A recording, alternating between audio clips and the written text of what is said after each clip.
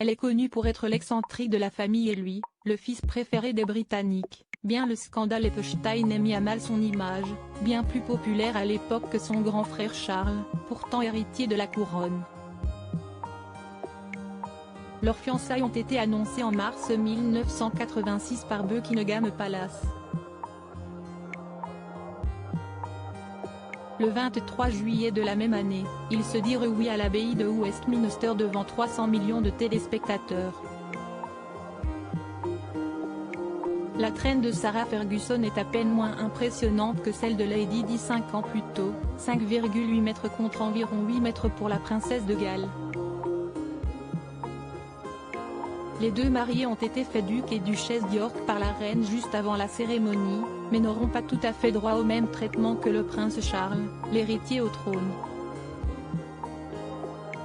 Ce sera toutefois une fête populaire, beaucoup plus de Britanniques se déplacèrent pour saluer les jeunes mariés que pour le mariage de Lady Di avec le prince Charles.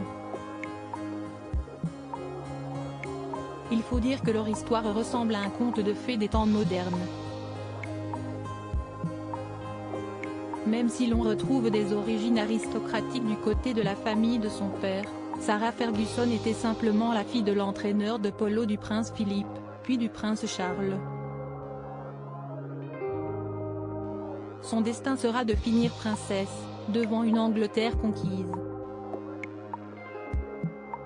La robe de Sarah Ferguson, Fergie comme la surnommeront les Britanniques, est signée l'Inde de Cassierac. Mise en pli et voile bouffant, pas de doute, nous sommes dans les années 80. Le prince Andrew, tout comme son témoin, revêtirent un uniforme de la Royal Navy.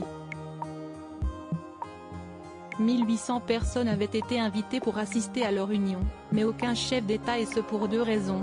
Andrew n'est pas l'héritier au trône et la famille royale est tenue de ne pas exprimer de quelque manière que ce soit ses opinions politiques.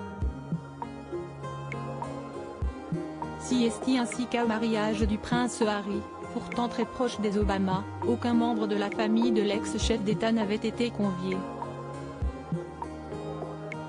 Scène suivra un tour en calèche, devant une foule conquise puis le traditionnel baiser au balcon de Buckingham. « We want a kiss », scandaient alors les badauds, dans une scène qui rappelle celle du baiser de Kate et William 20 ans plus tard. Les jeunes mariés s'envolèrent ensuite vers les Açores pour leur lune de miel. Selon la presse britannique, leur mariage coûta plus cher que celui de Charles et Lady Di.